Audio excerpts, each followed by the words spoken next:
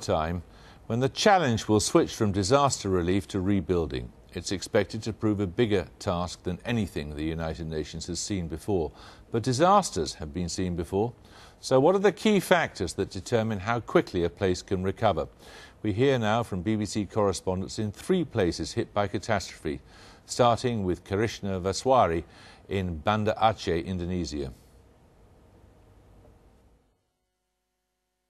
It's been over 5 years since the Boxing Day tsunami struck Aceh, killing over 100,000 people. Today, it's hard to believe that anything terrible ever happened here. Aceh has been rebuilt thanks to the foreign aid that poured in after the disaster. The economy is picking up. The tsunami brought an end to the decades-old conflict between Aceh and the Indonesian government. But who can forget the destruction the tsunami caused here? In an instant, much of Aceh was turned into a wasteland. Homes, villages, entire towns were wiped out. It was the largest relief operation since World War II and one of the most challenging aid workers have ever faced. Many valuable lessons were learned. Aceh is now getting back on its feet, but the scars of the tsunami will never fade here. Well, over 4 years since the disaster here in northern Pakistan, some people are still living in tents. The dozens of families here at this camp in the city of Muzaffarabad are among the many who lost their homes in that massive earthquake towards the end of 2005. Then entire villages and entire families were wiped out. Nearly 80,000 people are thought to have been killed and over 3 million lost their homes. But many here are being forced to relive that tragedy in a very real way, because remarkably, so long after the event, bodies are still being recovered. Just in the last week, excavators found a bus that was crushed in the earthquake, the remains of 17 more victims inside. When it comes to earthquakes, surviving them and recovering from them, there's probably no better place anywhere in the world than Italy. The L'Aquila earthquake, which struck last April, killed hundreds of people and left more than 50,000 homeless. But within 5 hours, teams of rescue workers with heavy lifting gear descended on the city, and within 7 months, everybody had been rehoused. Why? Well, I think for 3 main reasons. Firstly, Italy is a rich country and is able to do this. Secondly, in the Prime Minister, Silvio Berlusconi, there was the political will to act. And thirdly, with the country's civil protection organisation, there were years of experience to call on. An unbeatable combination that helped save lives and made the lives of the living more tolerable. Well, with us now, the Chief Executive of Save the Children, Jasmine Whitbread. She was part of the rescue efforts in Indonesia and Pakistan. And in Oxford is Professor Paul Collier. He's drawn up the UN's recovery plan for Haiti. Jasmine Whitbread, Pakistan, Indonesia are the 2 most obviously relevant examples. What lessons are to be drawn?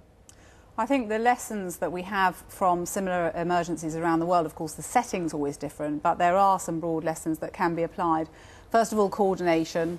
Having agreed structures of coordination in place before the emergency hits, knowing who's going to be in charge, and populating that coordination with the very best people that you can find. Secondly, long-term planning. You've got to take the long view. Of course, you've got to rush in there straight away and save lives, but this is going to be a 5-10-year programme of reconstruction. And so, you know, I was getting off a conference call earlier today where we were looking at not only what we're planning for the next few hours and days, but also the next 3 months, the next 6 months, the next year, the next 5 years. OK, well, that's a good point to go to Paul Collier, because this is presumably precisely the sort of thing that you were dreaming up and were ready to implement when this earthquake struck. That's right. I think coordination and some long-term planning are both vital ingredients, but there's a big difference between Haiti and what we've just seen. The phrase that's been heard repeatedly has been getting back on your feet. And the bitter truth about Haiti is that it never was on its feet. And so rebuilding, reconstruction isn't enough. I mean, as Bill Clinton said, this is going to be about transformation.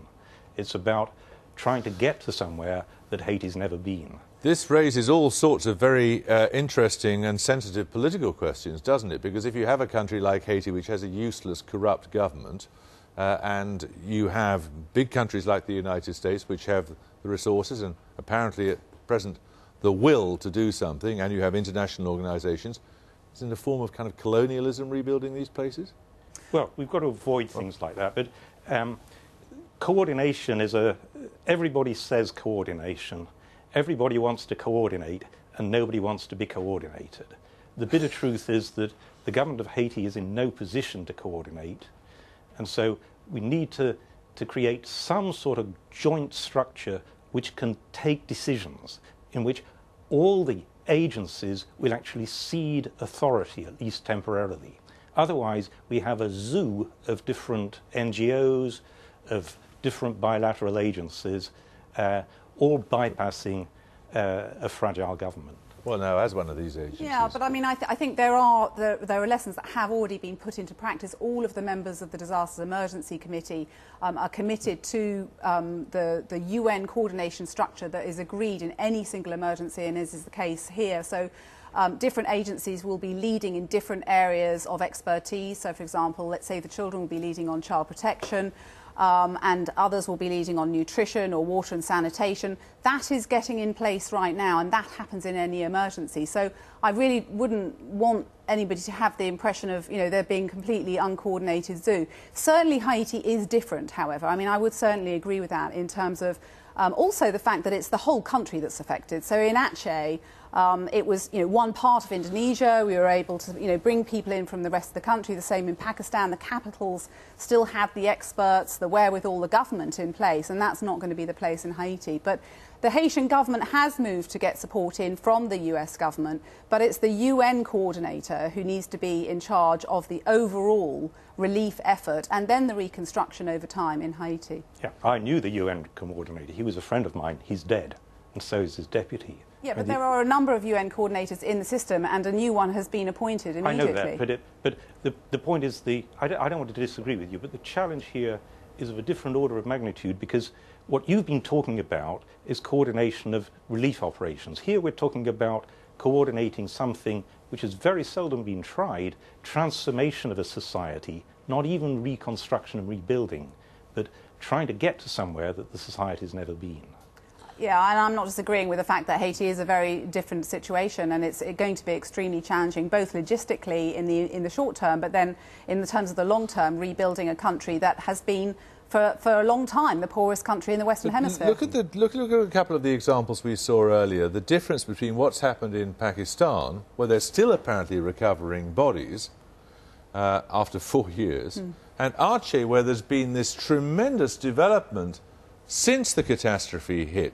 What's the lessons that to be drawn there, Professor?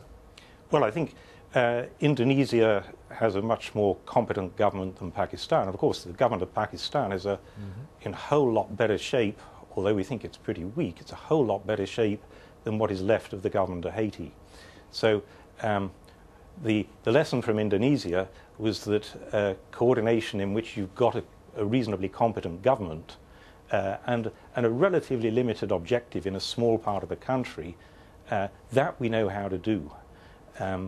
Haiti is an order of magnitude different. Yeah, but it's interesting how now we're seeing, the message seems to be that Aceh is a success story and Pakistan wasn't. Actually, I was on the ground in Aceh a week into the emergency. It was complete chaos. It was just as bad as the images that we're seeing here, both in terms of the situation on the ground, the level of suffering, the lives lost, but also in terms of, everybody trying to find out how the coordination structure would work and who was still alive in the UN system.